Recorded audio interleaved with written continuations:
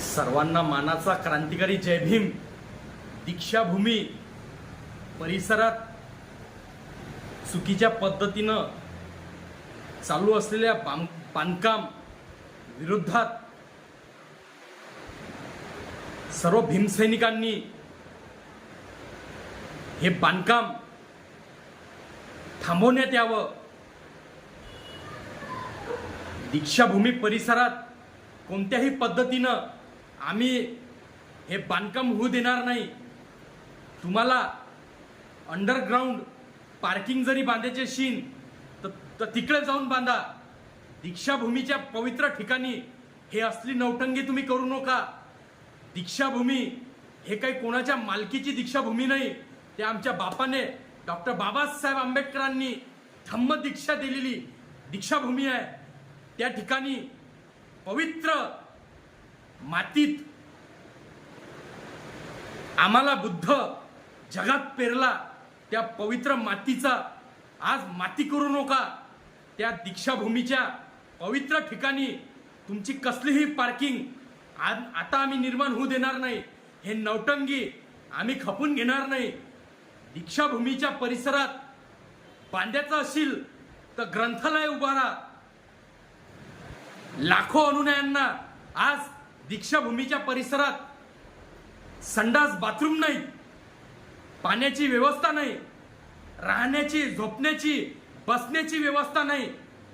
त्यासाठी मोठे हॉल उभारा. आणखी जागा विकत घेऊन त्या ठिकाणी मोठमोठाली हॉल निर्माण करा. धम्म हॉल निर्माण करा.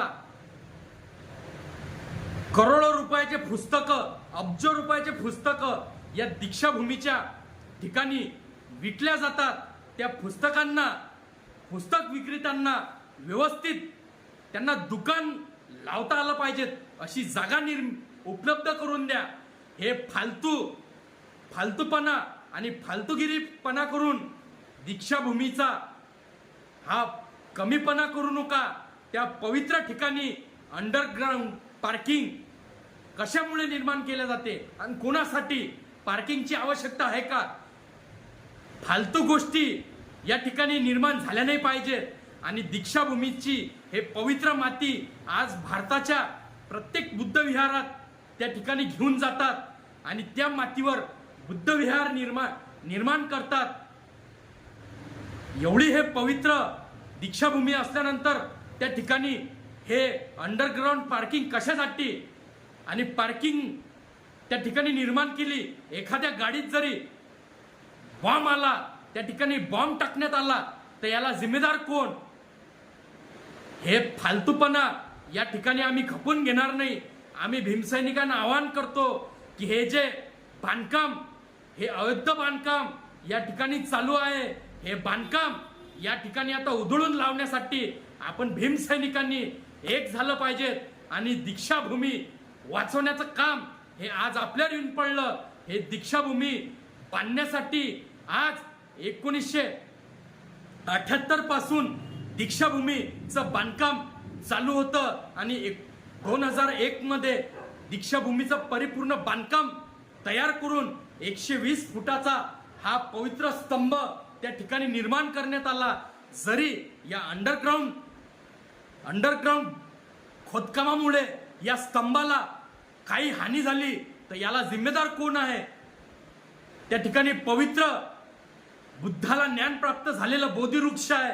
अतिशय जुनं बोधिवृक्ष त्या ठिकाणी निर्माण करण्यात आलं. ते बोधिवृक्ष कशानं काही झालं तर याला कोण जिम्मेदार आहे?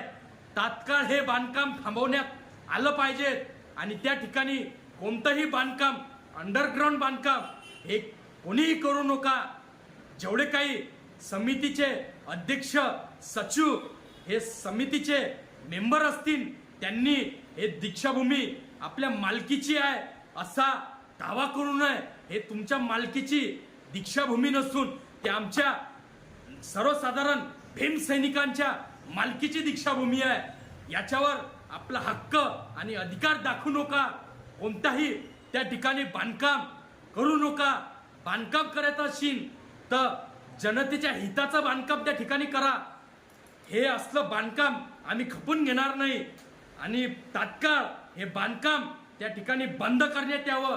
दीक्षाभूमीचा कमीपणा करू नका आणि या बांधकामात कोण कोण सामील आहेत, RSSचे यात चले चपाटे यात काही घुसखोरपणा करत आहेत का, हा सुद्धा यात तपास लागला पाहिजेत आणि तात्काळ हे बांधकाम थांबलं पाहिजे.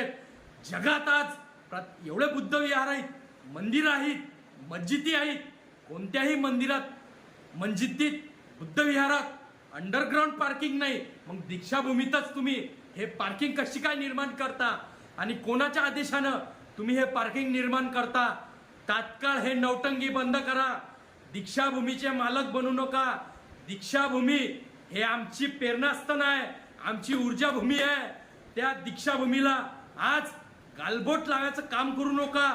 दीक्षाभूमीवरचं बांधकाम तात्काळ हटवा हे आम्ही मागणी करतो. अन्यथा ईट का जवाब पत्थर से देंगे. हे भीमसैनिक